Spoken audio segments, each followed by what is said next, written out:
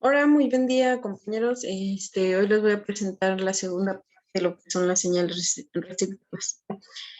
Los tableros adicionales de las señales. El color del tablero adicional es de fondo blanco reflejante con letras y filete negro. Los coeficientes de reflexión mínimos en condición diurna para películas reflejantes en señales restrictivas. Aquí podemos ver una tabla que nos muestra el color. Hay un color blanco y rojo. Nos muestra el ángulo de observación, el tipo A y el tipo B. El tipo A son las carreteras de 2 carriles y vías secundarias, porque estas carreteras los podemos encontrar comúnmente muy cerca de nuestras casas. El tipo B son las carreteras de 4 o más vías. Este tipo de carreteras se encuentran en los bulevares o ya sea en las autopistas.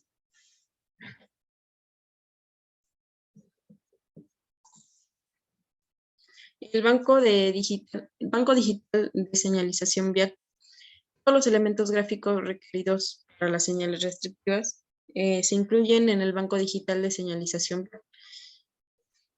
Aquí en la parte superior, la parte inferior, ¿no?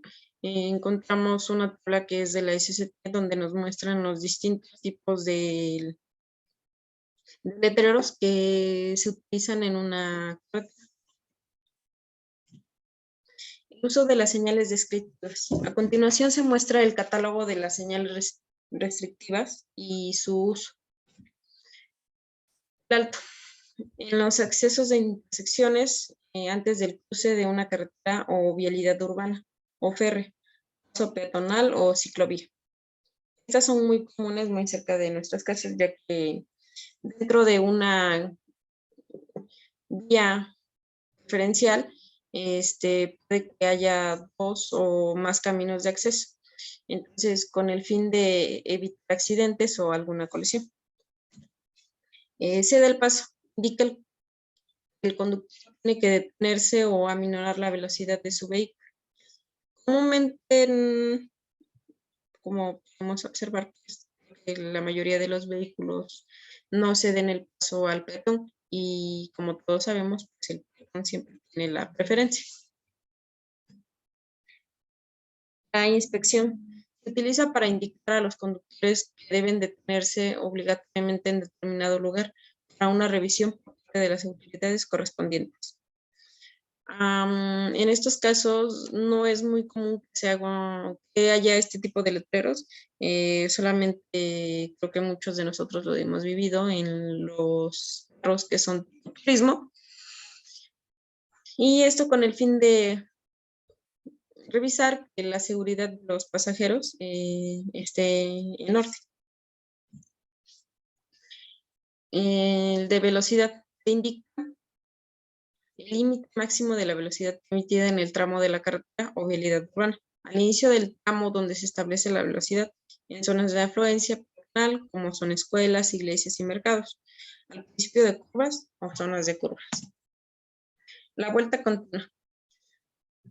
Derecha.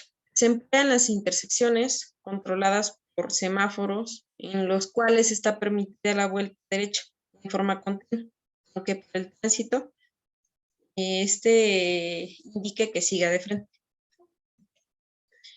Circulación en intersecciones. Se usa en aquella intersección donde indique la obligación de circular en el sentido mostrado con el fin de evitar la invasión de un carril con circulación contraria. La circulación en vialidad dividida se coloca al inicio de una faja separadora central de una vialidad dividida para indicar la obligación de circulación en el sentido mostrado. Las fajas separadoras, bueno, las fajas separadoras comúnmente las podemos encontrar en las autopistas y cumplen con esta función. Solo vuelta izquierda. Se usa en intersecciones para indicar que uno o más carriles se utilicen exclusivamente para vuelta izquierda y no deben ser ocupados y que sigan de frente. Conserve su derecha. Los conductores de los camiones tienen que transitar por el carril de su derecha. Como todos sabemos, los camiones su volumen es un poco mayor. Además, son carros muy pesados. Esto con el fin de que no aglomeren tanto tráfico, ya que, como ya antes se había mencionado, como son muy pesados, tienden a ir un poco más lento o a veces muy lento. Y hay distintos tipos de camiones. Hay camiones que llevan hasta doble caja. Entonces, pues, sería un desastre que fueran de un lado a otro. Imaginan todo el tipo de tráfico que implicaría. El de doble circulación. Se colocan aquellas vías de un solo sentido cuando cambian a un tramo de 2 carriles en el que permite la doble circulación. Y bueno, como todos sabemos, pues hay algunas calles que solamente permiten algún sentido. Entonces, pues esto con el fin de no equivocarse o con el fin de que los conductores puedan observar que si en una calle es de un sentido y en la siguiente es de dos, pues con esta nos podemos guiar muy fácilmente. Altura libre restringida indica que la altura libre de un paso inferior u otra estructura es menor de 5 metros. Estas señales las vamos a encontrar con frecuencia en los túneles, porque en una carretera normal, pues no. Anchura libre restringida. Se utiliza para indicar que las dimensiones de alguna estructura en vialidad no permitirán el paso simultáneo de dos vehículos. Se usará cuando el ancho de la estructura sea igual o menos de 5.50 metros.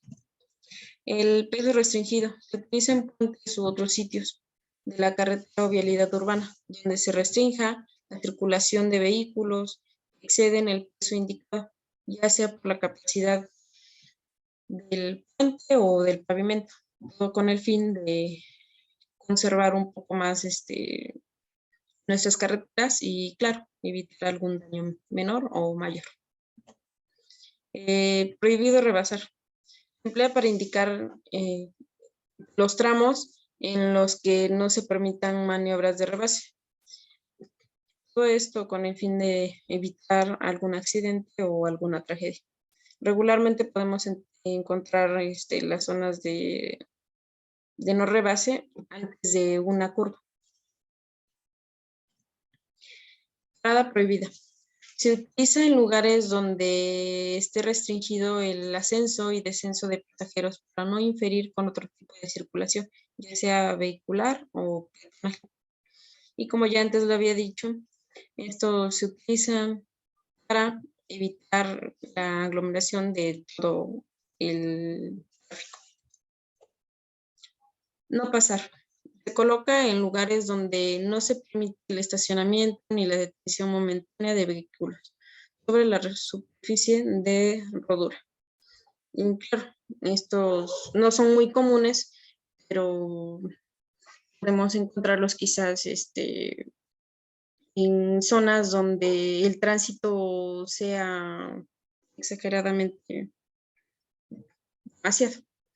Entonces, pues estos son los tipos de señales restrictivas. Muchas gracias por su atención.